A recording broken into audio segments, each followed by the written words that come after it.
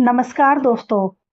जब जब इस संसार में भक्ति की बात होती है, जब जब सच्चे विश्वास की परीक्षा होती है, तब तब भगवान अपने भक्तों के प्रेम से बन जाते हैं। आज की कथा है ऐसे व्यक्ति की और ऐसे भक्त की जिसने कुछ नहीं मांगा फिर भी सब कुछ पा लिया है। यह कथा है हनुमान भक्त शरणदास की। बहुत समय पहले एक छोटे से गांव में शरणदास नाम का एक गरीब लेकिन अत्यंत श्रद्धालु व्यक्ति रहता था। उसके पास धन संपदा नहीं थी, पर उसका हृदय भक्ति से भरा हुआ था।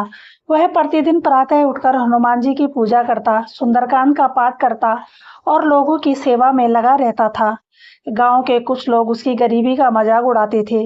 वह कहते थे कि इतनी भक्ति करने से क्या मिलेगा? यदि हनुमान जी तुम्हारी सुनते तो तुम्हें धनवान नहीं बना देते।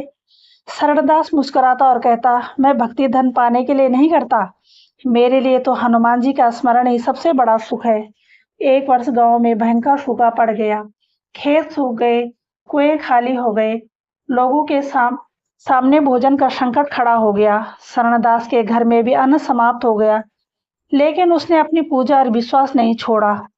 एक रात उसने स्वप्न में देखा कि हनुमान जी उसे गांव के बाहर एक पुराने पीपल के वृक्ष के पास जाने को कह रहे हैं।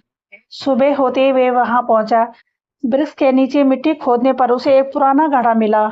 उसमें बहुत सारा धन और स्वर्ण मुद्राएं थी।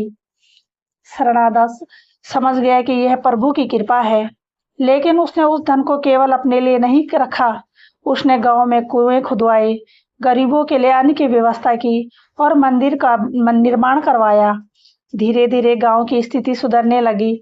जो लोग पहले उससे उसका उपहास उड़ाते थे, वे उसके पास आकर बोले, तुम्हारी भक्ति सच्ची थी। हनुमान जी ने तुम्हें केवल धन ही नहीं दिया, बल्कि सेवा का अवसर भी दिया है। शरणदास ने विनम्रता से होकर कहता, चमत्कार धन मिलने से नहीं, बल्कि विश्वास और सेवा की भावना में है। जो सच्चे मन से प्रभु का स्मरण करता है, प्रभु उसकी स्वयं रक्षा करते हैं। अब शरणदास पूरे गांव के लिए प्रेरक बन गया था। लोग उसके पास आने लगे। भगवान को पाने के लिए धन नहीं, दिल चाहिए।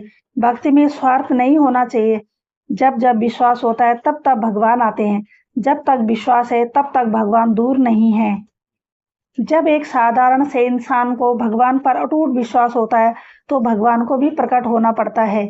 यही है भक्ति की शक्ति, यही है हनुमान जी की महिमा।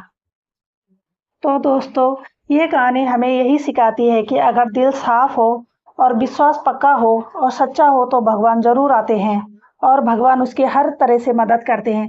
जो भगवान का कठिन समय में विश्वास करता है और भगवान का साक्षात चमत्कार होता है। तो प्रेम से बोलिए, जय बजरंग बली, जय संकट मोचन हनुमान।